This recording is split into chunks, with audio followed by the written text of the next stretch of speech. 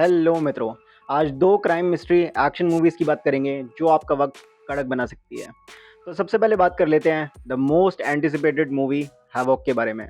और हैवॉक का मतलब जानने में इंटरेस्टेड हो तो इसका मतलब होता है वाइड स्प्रेड और जर्नल डिस्ट्रक्शन, यानी कि टोटल केओस, यानी कि सिर्फ एक्शन।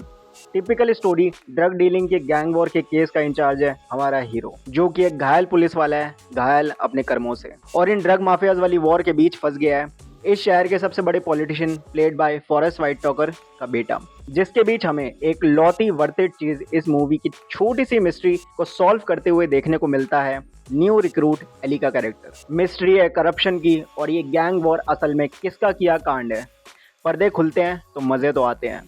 तो सारे पैसे एक्शन के नहीं, मिस्ट्री के, और टॉम हार्डी के नहीं, जेस्सी में ली के है। 1 घंटे 36 मिनट अप्रॉक्स 1.5 घंटे की मूवी है और हिंदी में उपलब्ध है नेटफ्लिक्स पर। IMDb रेटिंग 5.7 की लेकर बैठी है। और क्या एक्सपेक्ट किया जा सकता है मेरे से देखने के बाद के एक्सपीरियंस से जानते हैं।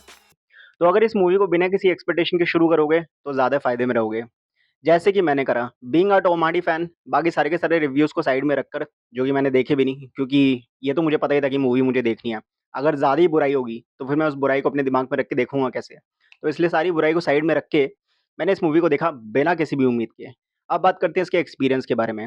तो मूवी शुरू होती है और शुरू होते ही आपको फीलिंग आ जाती है कि यार कुछ तो सही नहीं चल रहा है। अब प्रॉब्लम क्या है? कैरेक्टर की। टॉम हार्डी से जो आप एक्सपेक्ट करोगे कि कैरेक्टर आएगा, मज़े आ जाएँगे, ऐसा बिल्कुल भी नहीं होता। लेकिन यहीं पर आपको सँभलना है और आपको अपना माइंडसेट शिफ्ट कर देना है टॉम हार्डी से इस मूवी के कंटेंट की तरफ। कैसे? वो बताता हूँ। ये जो शुरुआती सीन है टॉम हार्डी के, इन्हें 5 से 10 मिनट इग्नोर करो और उसके बाद ये मूवी अपना असली मज़ा देती है। कैसे?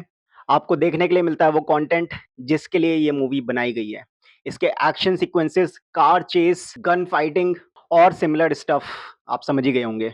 अब क्या ये सही में काबिल-ए-तारीफ़ है? मेरे हिसाब से है, क्योंकि मैं ये मार-धाड़, खून-खराबा और खच्चर ये सब चीज़ें देखने वाला इंसान बिल्कुल भी नहीं हूँ। उसके बावजूद मुझे ये अव्वल लेवल के लगे। ऐसा क्या था वो बताता हूँ। शुरू के 5 मिनट की मूवी के बाद शुरू हो जाती है कार चेज़। ऐसी कार चेज़ सीरियसली मैंने सिर्फ़ वीडियो गेम्स में देखी थी।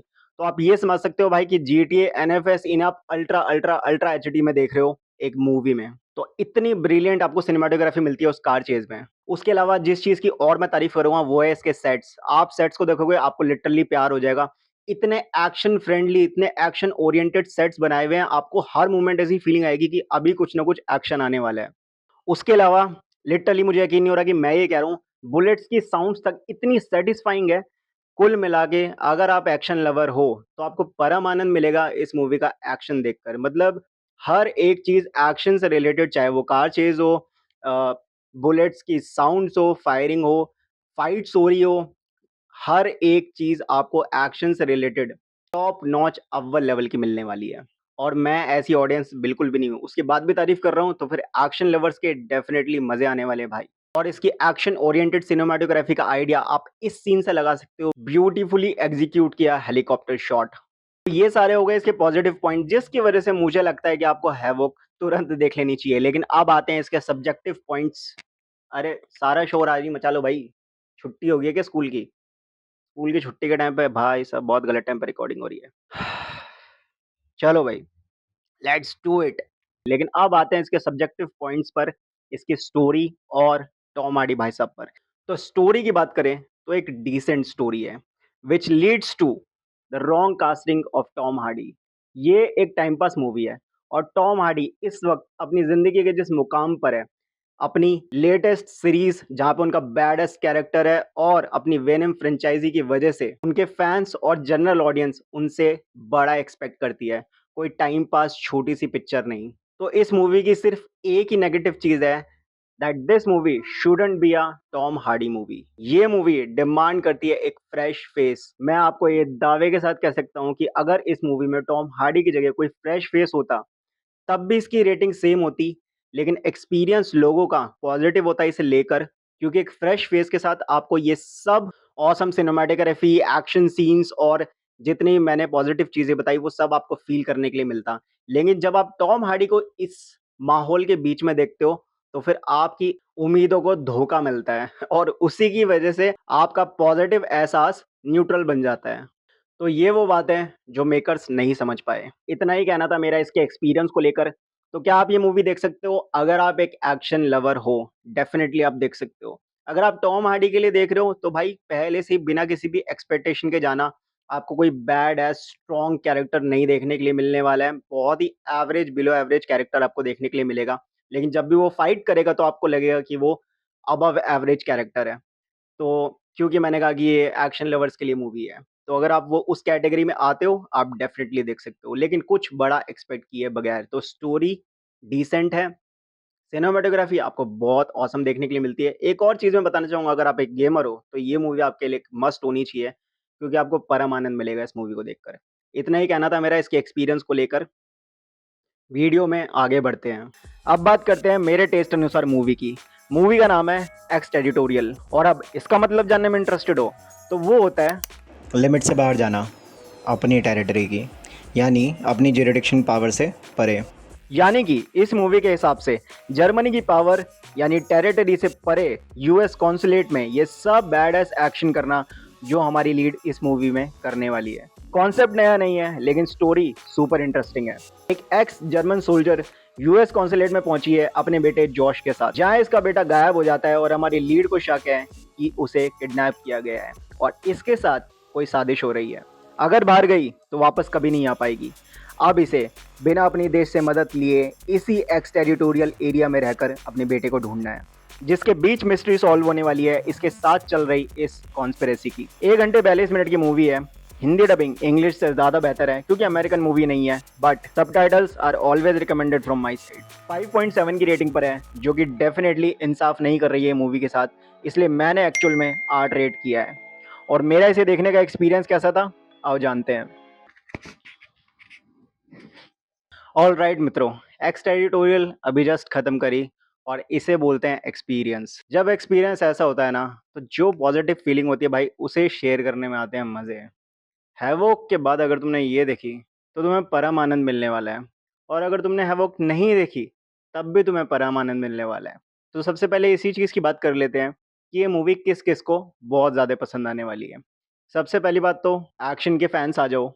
दूसरी चीज़, मिस्ट्री के फैंस आ जाओ। पर अगर तुम मिस्ट्री में प्रो हो, तो फिर हो सकता है, चांसेस है कि तुम सॉल्व कर लोगे, but it's not just about that. What it's about is not even action. तो फिर मैंने इन दोनों फैंस को क्यों इनवाइट करा? क्योंकि तीसरी चीज़ जिसकी वजह से इस मूवी को हर कोई पसंद करने वाला है, और वो है इसका बैड एस कैरेक्टर। मूवी में आपको बैड एस कैरेक्टर देखने के लिए मिलता है सैरा वुल्फ का, जो कि एक एक्स मिलिट्री प्रोफेशनल, और अब इस एक्स शेरनी से इसका सिम्बा छीन लिया गया है। तो खाने वाली है सबको, खासकर जिसने ये किया है उसे। तो मूवी की सबसे इंप्रेसिव चीज़ मुझे जो लगी वो ये है कि नो स्पॉयलर्स, बट तुम्हें पता चल ही गया होगा कि बच्चा किडनैप हुआ है, और जिस जगह से हुआ है वो यूएस कॉन्सुलेट है, और ये बंदी उस बिल्डिंग को छोड़ नहीं सकती। बंदी को पूरी क्लैरिटी है, अगर मैं यहाँ से बाहर गई तो मैं अंदर वापस कभी नहीं आ पाऊँगी। यहीं पर रहकर मुझे उसे ढूँढना है। ज़बरदस्त स्क्रीन प्ले। अब बात करते हैं बाकी चीज़ों की। तो और जिन चीज़ों ने मुझे इम्प्रेस किया वो है इसका फाइटिंग स्टाइल, क्योंकि मेरा माइंड लॉजिकल बिहेवियर्स माँगता है, और वो इस मूवी में भर-भर के दिए हुए हैं। बंदी फाइट करेगी एकदम रियलिस्टिक फाइटिंग, जिसको बोलते हैं कॉम्बैट फाइटिंग। मज़ा आ जाएगा फाइटिंग देखकर। दूसरी अच्छी बात, फाइटिंग सीक्वेंस को कोई लंबा-चौड़ा खींचा नहीं गया है, जिसका मतलब ये है कि मूवी के पास दिखाने के लिए भरपूर कंटेंट है। तो तुम्हें ऐसा नहीं लगेगा कि तुम किसी भी सीन में पक रहे हो, क्योंकि जब तक तुम स्किप करने जाओगे, वो सीन ही खत्म हो जाएगा। तो माफ़ करना, पर वो मौका तुम्हें मिल ही नहीं पाएगा। दूसरी चीज़, तुम्हें और लॉजिकल और एक रियलिस्टिक कैरेक्टर देखने को मिलेगा, क्योंकि अगर बंदी कोई दिल थामने वाला एक्शन कर रही है, तो टॉम क्रूज़ वाला एक्शन नहीं है भाई। बंदी के साथ चोट होगी और बंदी को चोट लगेगी। बैड-एस कैरेक्टर ज़रूर है, लेकिन अनरियलिस्टिक नहीं। तो ये तो हो गया मूवी का एक्शन पार्ट। अगर मिस्ट्री की बात करें, तो जर्मन लोग हैं भाई। मिस्ट्री तो ऑब्वियसली तुम्हें अच्छी देखने के लिए मिलने वाली है, क्योंकि इनकी राइटिंग पर इनका सबसे ज़्यादा ध्यान होता है, और जो चीज़ इनकी मूवीज़ से मिसिंग होती है, वो है ह्यूमर। तो this movie is not an exception. इसके साथ भी सेम इश्यू है, पर मूवी इतनी इंटरेस्टिंग है कि उस पर ध्यान ही नहीं जाता। अगली चीज़, इस मूवी में सारा वुल्फ के अलावा तुम्हें एक और इम्प्रेसिव कैरेक्टर देखने को मिलता है, कीरा वोल्कोव का, जो कि आधी मूवी तक तुम्हारे साथ रहता है, और मूवी का मसाला यही देता है।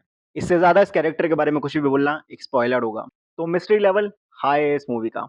कैसे ये सारे कोइंसिडेंसेस पॉइंट बाय पॉइंट मिलके इस मिस्ट्री को एक प्लांट मूव में बदलने का काम करने वाले हैं। अब बात कर लेते हैं कुछ ऐसे सीन्स की जो मेरे लिए मोस्ट इंप्रेसिव थे, पर कोई स्पॉइलर नहीं देने वाला।